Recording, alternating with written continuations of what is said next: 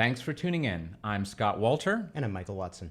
In this episode, General Electric, once dubbed the for-profit arm of the Obama administration for its vigorous pursuit of government subsidies and regulations that would benefit its business, continues its slide from the commanding heights of the American industry on the Dow Jones Industrial Average, which is removing its stock from the famous index. This is the InfluenceWatch podcast. The corporate strategy of Jeff Immelt, the politically connected former CEO of General Electric, focused on campaigning for government regulations and subsidies which would shift resources from taxpayers and consumers to GE's corporate bottom line. This strategy made Immelt a favorite corporate titan of the Obama White House, but battered GE shareholders. When Immelt resigned in 2017, no company listed on the Dow Jones Industrial Average had done as badly during Immelt's tenure than had his own GE. For a century, the Dow Jones has compiled the stock prices of a group of large national public companies, and GE has been on that list since 1907. But next week, its place will be taken by the parent company of Walgreens drugstores. Being removed from the Dow is only the latest in a series of financial ignominies to befall the company founded by Thomas Edison, which also launched the second career of an actor-turned-public policy commentator by the name of Ronald Reagan. Now, Mike, we should follow up on that last line there a touch, because I think a lot of folks, let's put it this way, the folks listening in on iTunes and Stitcher may not, they've heard of Ronald Reagan, but they probably don't know that Ronald Reagan's greatest rise to prominence was as the spokesman for General Electric for years. Obviously, kind of everybody knows he was an actor before. He was had risen to become president of the Screen Actors Guild. Of course, famously at the time, he was a Democrat, a Harry Truman anti-communist Democrat. And then in the 50s, he was hired by General Electric to do a series of radio commentaries on American industry, meaning General Electric. And it was from that exposure, from that exposure and from that involvement that Reagan became as deeply involved in public policy as he was. Of course, then he goes on to be a spokesman for Goldwater Miller, famously gives the A Time for Choosing speech at the 1964 Republican Convention. And then in 1966, he's running for governor of California, which, spoiler alert, he wins. And then goes on, shockingly, to become president. So I know our colleagues, Dr. Stephen Allen, has the precise statistic, but someone calculated back in the 60s when he was going around the country speaking to GE plants all over the country, because obviously it was one of the biggest companies in America.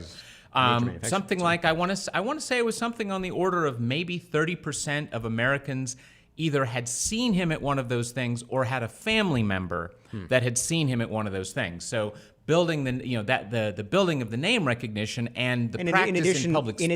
And in addition to building his name recognition, to building his knowledge and his involvement as a commentator. Now, what we get to today is that what Reagan stood for and what today's GE stand for are very different. Yes. Yes. Tell us some of the last decade or two ignominies of GE's politicking. So in the early 2000s, GE appoints a gentleman by the name of Jeff Immelt as its CEO. And Immelt's strategy, as is the strategy of many large public companies, is to use, when you're the CEO of GE, you have a direct line to the president, really to the president of the United States. It doesn't matter whether it's George W. Bush, doesn't matter whether it's Barack Obama, doesn't matter whether it's Donald Trump. Funnily enough, while Trump was rising to prominence as the host of The Apprentice, he was already prominent, but as he was becoming more of a media star, known nationally, not just in New York, NBC, which was the network that he was on, that The Apprentice was on, was owned by General Electric. So when you have those kind of connections, you have a direct line to the President of the United States. And what you as the CEO of a major large public company do when you have a direct line to the President of the United States is you get the President of the United States to try to act in your interest. And consistently over the decade and a half that Immelt ran GE, that's what he did. And we have a couple of illustrative examples of this sort of behavior by General Electric. But that sort of, I mean, you call it crony capitalism, you can call it corporatism, you can call it just simply straightforward influence peddling. When you have a direct line to the president, you have a direct line to to senior members of Congress and to prominent people who are being considered for cabinet positions and the like. You take that ability to talk to somebody and you use it to wield influence in your interest. And so we can start as early as 2007. 2005 to 2007, there's the debate over, this is a period of rising energy prices, there's debate over energy efficiency, and the big energy bill comes out in 2007. And you might be able to tell, because that would have been during your time in the W administration, that this big energy bill comes out, and part of it has to do with light bulbs. Yes, which we should point out is probably the single most iconic Thomas Edison invention connected to General Electric is the light bulb. And there was a fight over light bulbs. I talked to our interns yesterday to test out. If you're our college intern today, you don't really remember the old-fashioned light bulb very well because you've never bought one in your life. You've only bought the new kind. But there's a classic thing to understand about how this kind of crony capitalism, corporatism works. So obviously, GE was, I didn't go back and look this up, but I suspect they were the single largest seller of light bulbs. Certainly, they were one of the biggest sellers of light bulbs. They were manufacturing them stateside. And yes, in America, that's a valuable point too. And what they did was the problem with old-fashioned incandescent light bulbs from a corporate perspective, if you're General Electric and you're selling a pile of them, is that the technology is so well understood that you can only sell them and make trivial amounts of profit on each one. Because there's heavy competition. Heavy competition. It's all very simple. If you try to extract too much profit, somebody else might jump in and Westinghouse might jump in and make their own. And so what Immelt and GE, their sort of clever idea, they thought, was, we will lobby the government to outlaw the light bulbs that we are making, and we will then make the new expensive, higher margin, more patented technology that you then get a temporary exclusive monopoly over, less competition. We will use those, we will make those, and we will sell those at a higher profit margin. We'll make more money on each one we sell. And that will increase our margins. It'll increase our profits. It'll strengthen our business. And let's point out that one of the ways they increased their profits was by dropping their labor costs, because the new light bulbs were not produced in America. They were produced abroad with cheaper labor. So, and before we think that Immelt is some honorable defender of free trade, in a 60 Minutes interview in 2010, he basically endorsed what we would today call economic nationalism. His exact quote was, because they were discussing trains, and he says, quote, "Everybody in Germany roots for Siemens. Everybody in Japan roots for Toshiba. Everyone in China roots for China Southern Rail. I want you to say, win GE." So if he's, I'm pretty pro free trade, and I don't have an objection to importing consumer products, but that's not what Immelt was doing. No. What Immelt was doing was taking advantage of government policy to outlaw the product he was making in the United States, not to increase consumer benefit. Yep. And so you folks in Kentucky who used to work at those GE light bulb plants, too bad for you. with Obama's cooperation. And with Obama and W. Yes. And Harry Reid and Harry Reid and Pelosi. Yep. So I think it's can't be emphasized enough. The enemy of that kind of this worst kind of big business behavior, the enemy is not regulation. In fact, it is regulation that enables it. The enemy is competition. When he had to compete with the old light bulb with lots of other companies in a nice open market, he couldn't do this. His profits, his projected profits, were a lot lower than he thought they were going to be. His profits were lower, and the Kentucky wages were better. Right, and again, you see how to get an idea of kind of how an influencer network works, how big business works with big philanthropy and works with big nonprofit to enhance corporate welfare. There was this thing called the bulb ban was backed by this thing called the Appliance Standards Awareness Project. Let's say that again. I bet most people have not heard of that somehow. Appliance Standards Awareness Project. So you have the American Council for an Energy Efficient Economy, which is one of your standard trade associations of a number of businesses, and there's of course the old. I think from Adam Smith. Two businessmen don't get into a room other than to conspire against the public. You have the. I think he said three. Go ahead. You have the Alliance to Save Energy, whoever they are. The Energy Foundation, which is one of the largest environmentalist grant-making donors that there is, that is dedicated most of its recent activity to outlawing the production of natural gas in the United States. And itself is a pass-through for lots of other big enviro funders like the Hewlett Foundation, the Packard Foundation, Pew, and whatnot. And then you have the Natural Resources Defense Council, the NRDC. Long a pillar of the enviro left. Them and the Sierra Club are big environmentalists. The Big Green. The Big Green. The biggest, most prominent, most well-connected Leonardo DiCaprio and his private jet sit on Natural Resources Defense Council's board. That's the kind of networking and involvement that goes on here. Yes, and then, but in a properly fitting irony, did this wonderful dream of high-margin light bulbs produced with cheap foreign labor cutting out the competition, did that work out well for GE? No. The lighting division of GE was sold off. It was up for sale as of last month. Yes. So it didn't even work on its own terms. In essentially a decade later, which isn't that long term.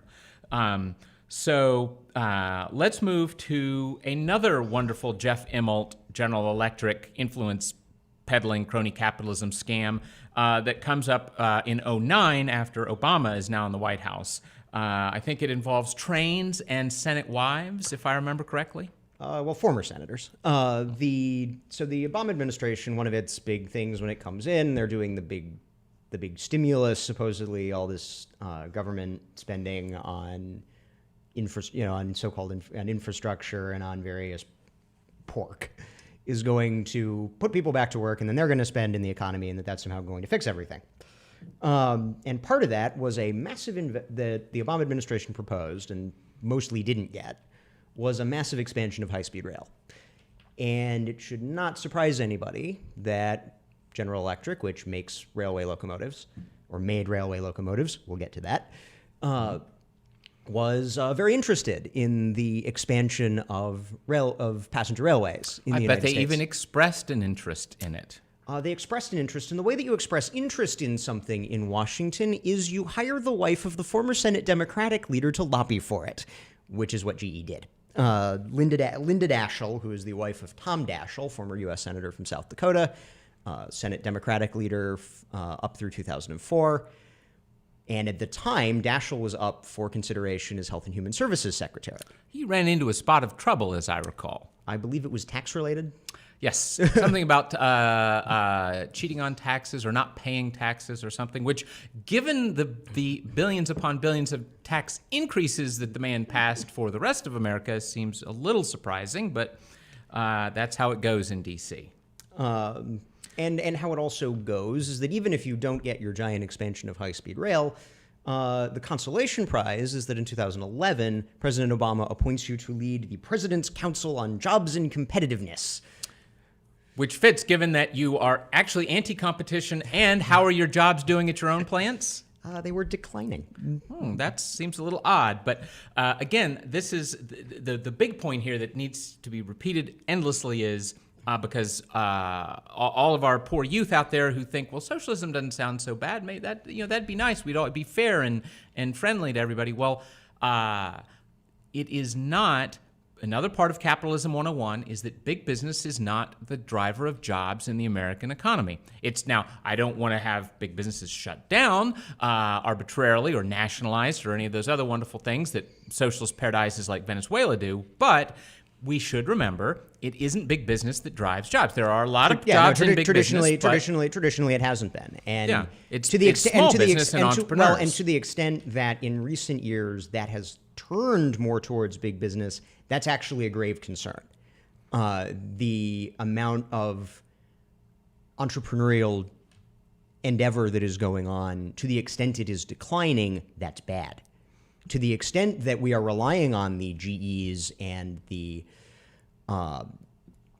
Boeings and the General Motorses of the world to create new jobs, not just to maintain their kind of existing jobs base and the is sort of a base load for the economy. The more that we're counting on them to be the creative engine, that's not good. Yes, and in fact, GE itself is a great example of that because Thomas Edison did not start out a super rich guy running a huge company. Thomas Edison was a brilliant entrepreneur who built a big company, and that's a fine, natural thing in a free economy. But you always need the next Thomas Edison. Right. You need to find the next. You need to find new and innovative ways to solve the problems that people have, and then.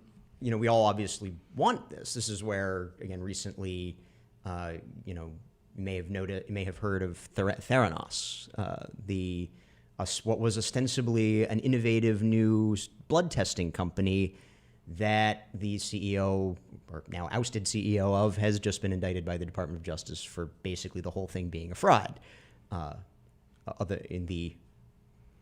Another fun fact for our listeners, of course, Elizabeth Holmes, the ousted CEO now under indictment, was also a White House, an Obama White House visitor and honoree.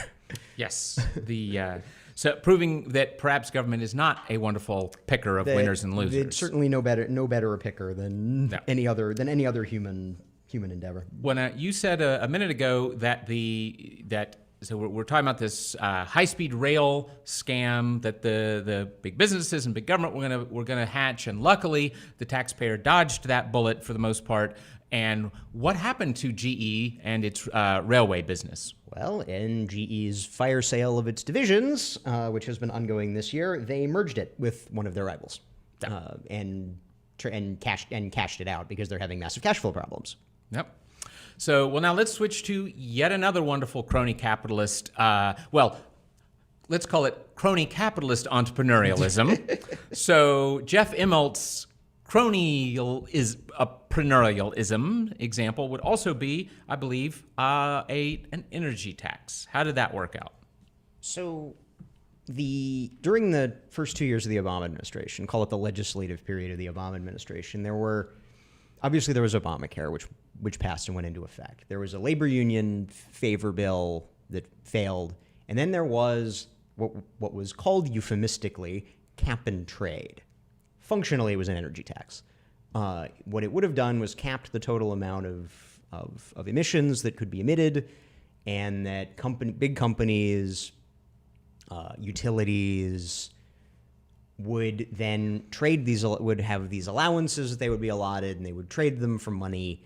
If you had more allowances than you used, you could sell your leftovers. GE lobbied heavily for this. Their branding was, well, we're very environmentalist. Oh, we care so much. We have I believe the term was eco-imagination. We're gonna have eco-imagination. Well, some Madison Avenue firm got good money for that one. Yes, and they were going to be paid out of the profits that GE thought it could make as the broker of these credits. They had established an affiliate. They had partnered with a couple other companies and formed this affiliate, Greenhouse Gas Services, which would have had what was the title of the bill was Waxman-Markey after the two members of the House who sponsored it. If this Waxman-Markey energy tax had gone into effect, Greenhouse Gas Services, the GE partnership subsidiary thing, would have been the largest trader, would have been the largest broker in these offsets, and they would have stood to make a considerable amount of money. Set up by the by what I guess one could say a pseudo market created by government, really. And now my friend Michael Barone, Almanac of American Politics, has a marvelous term for this kind of carbon offset scam. He calls it indulgences. And since I'm the wild-eyed Catholic, if you're Leonardo DiCaprio and you have let's call them international travel obligations, but you're also trying to be an environmentalist. You're sitting on the board of the Natural Resources Defense Council. What do you do? Because last I checked, the only way to get to Australia or Bora Bora or Europe or the only way Tahiti. to get Tahiti, the only way to get from Los Angeles to Cannes is to go into a metal tube up in the sky and explode a bunch of dinosaurs. And so you have to. This troubles your conscience. So because you are Leonardo DiCaprio, or it troubles your PR agent, but because you are Leonardo DiCaprio and you have more money than Croesus, you can go to your friends. I believe at one point Al Gore was a dealer in these offsets, and you buy these offsets. They go plant. Supposedly they go plant trees or they go do something. They go do something to supposedly offset the amount of carbon dioxide and whatever else comes out of the tailpipe of a jet. And that this supposedly settles you. But I mean, is it really different than paying the priest to get out of for purgatory? Yes, for time off purgatory. So that's what I was going to say. Let's another big picture point that needs to be stressed is that the environmentalism that entrepreneurs like Mr. Immelt are making use of, it is a religion. It has sin, namely carbon emissions. It has indulgences for your time in purgatory because of your sins, the carbon offsets you buy. It has an apocalypse because we're all going to die from global warming if it ever actually comes around. And it has a priesthood, and I suppose it has a pope in Al Gore, and certainly a priesthood in NRDC and folks like that. So, and it's though they love to say they're about science, but in fact they like to talk about one single data point. Sure, 97%, but not much other science. And the other thing, I mean, if you want to come at it from a more skeptical view, you have ritualized, the environmentalists have ritualized Kant. We're going to cut our carbon emissions. We're going to cut our carbon emissions. We're going to cut our carbon emissions, and then they get in their Audis and drive around. And then they, my liberal friends all care very much about global warming, and they also, to the extent they are able, travel to Europe, and travel to South America, and travel to Asia. Again, how do you get there? Yes.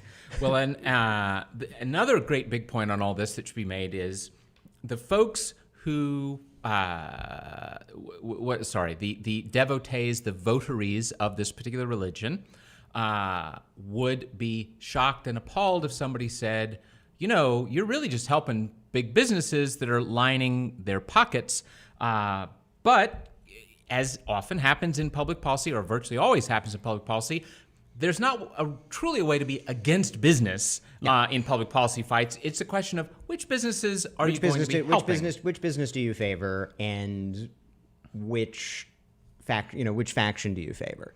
And if you are the GE Political Action Committee circa 2009, you're writing things in your fundraising solicitation letters. So GE, like many large companies, raises money from its management staff for a political action committee, because part of our campaign finance law is that if I am a company, if I am a business, I cannot take the business's money and write a check to a candidate.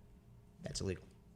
What I can do is ask all the managers to chip in, $25, $100, $150 into a separate pool and write a check in the name of the company's political action committee out of that pool. So GE is writing one of those. And it says, among other things, and I quote, "If this bill," meaning Waxman-Markey, "is enacted into law, it would benefit many GE businesses." These corporate PACs, again, the left likes to believe, or likes to pretend to believe, that corporate PACs are an unmitigated pool of money for Republicans And right-wing policies. and for Republicans and other climate denial and things like that. No, they break. If you look at the breakdowns, corporate PACs don't usually, with the exception of some highly ideological companies, get much beyond the 70%, the 70-30 split. And that's high. And more right, typically, and it's would more be, like 55, 45, 60-40. 60-40 is closer to the sort of average for a big public company or a big public association, something like the National Association of Realtors. Whereas when it comes to someone ideologically motivated, like a labor union, then you're looking 99.1, 95.5. And then again, that's because businesses are using their PAC money not to benefit the free market, not to benefit or a particular party, not to benefit any particular party other than their bottom line. Yes.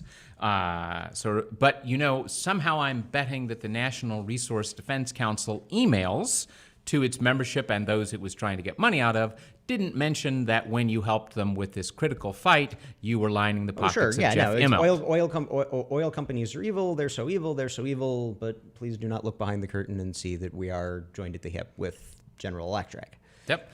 Now, for folks who want to look into the history a bit more on this kind of thing, the lobbyist concocted coalition for that Waxman-Markey bills, its little coalition was called the U.S. Climate Action Partnership. That I'm almost certain is now defunct. But if you go to capitalresearch.org and look up USCAP, Climate Action Partnership, you'll find a lot of fascinating tidbits about all this. Or you can also search for one of our longer reports on it, which had the catchier title of The Green Money Machine.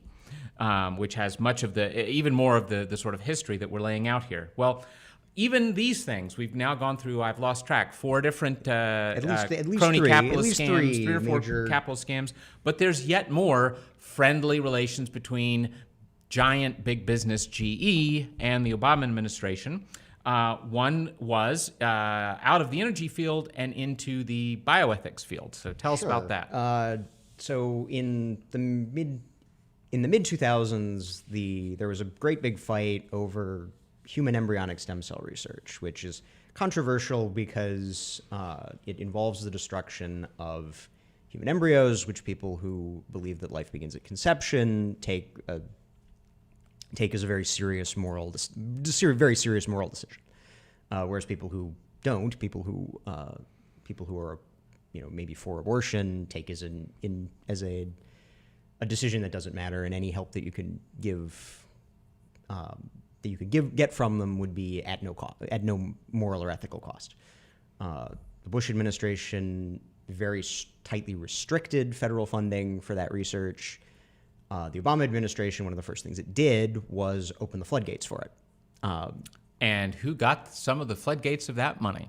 Well, GE was created a partnership with a medical industry concern to get into the market, to then make products that used the fruits of this research.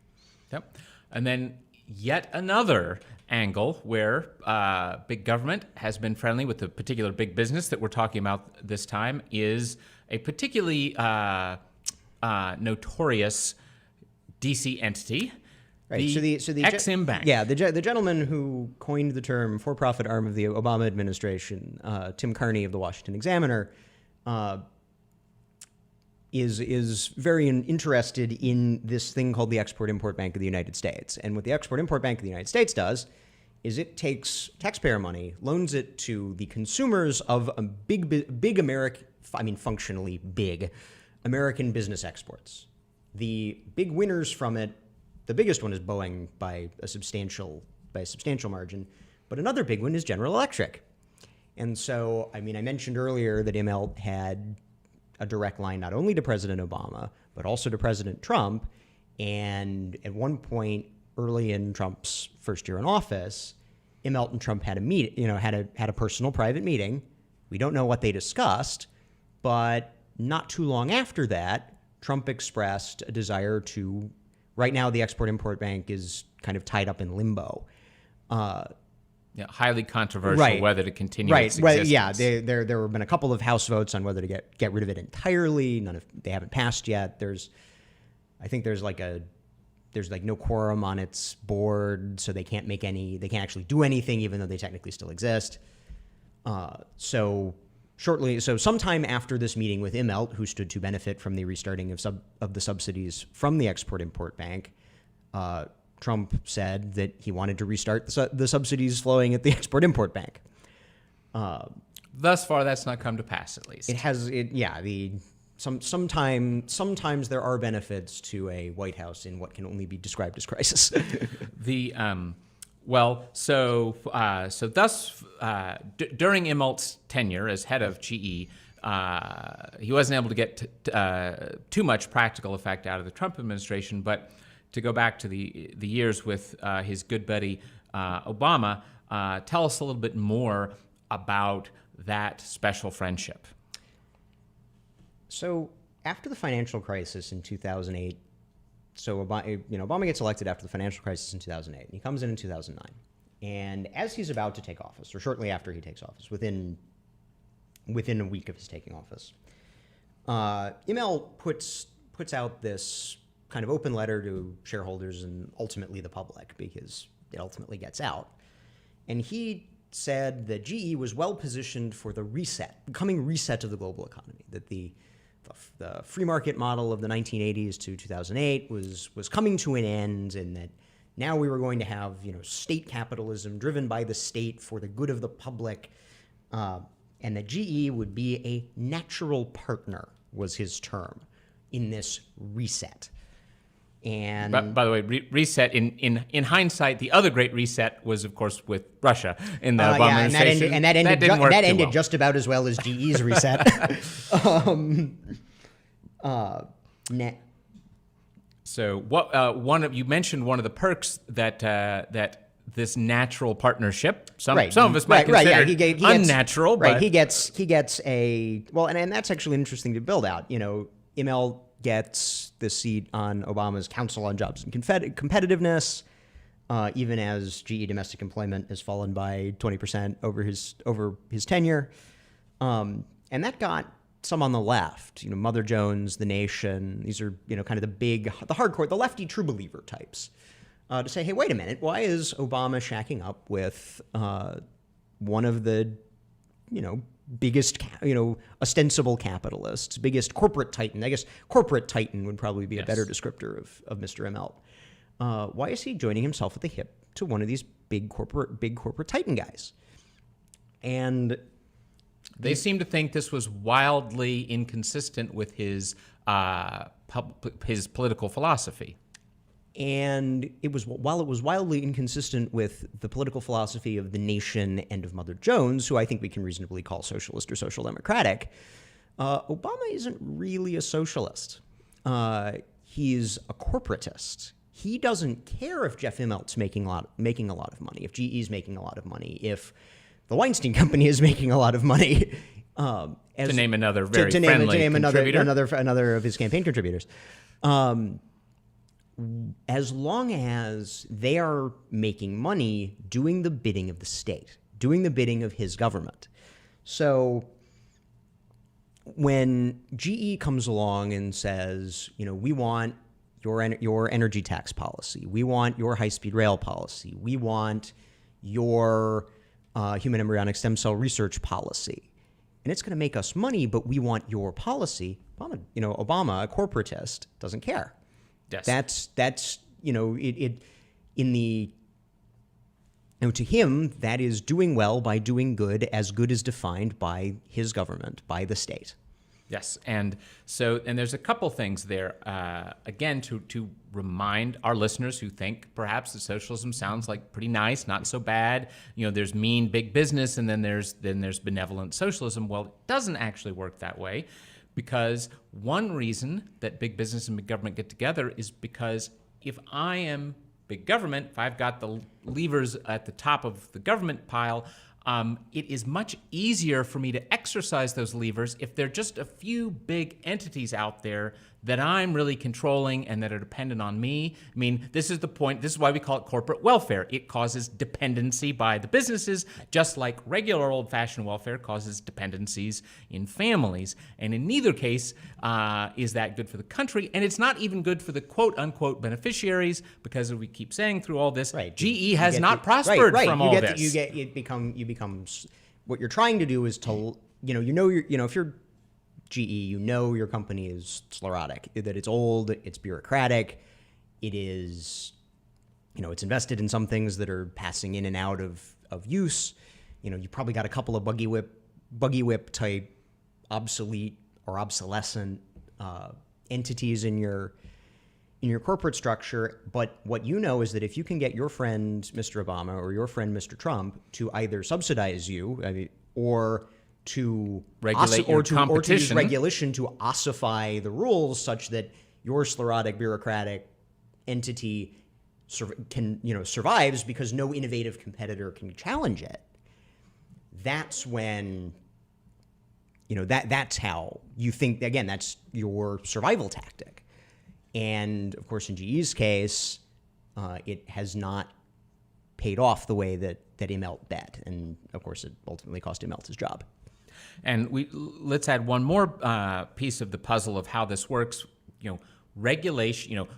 Again, the naive young may think, oh well, regulation is going to keep pollution away, or whatever it may be. But what we end up having typically is no. Actually, regulation benefits very big companies for multiple reasons. For one thing, they can game the regulatory system because they can afford multiple $100,000. Right. If you can afford Tom Daschle's wife as your lobbyist, you probably have a substantial influence on both regulatory decision making and even straight up writing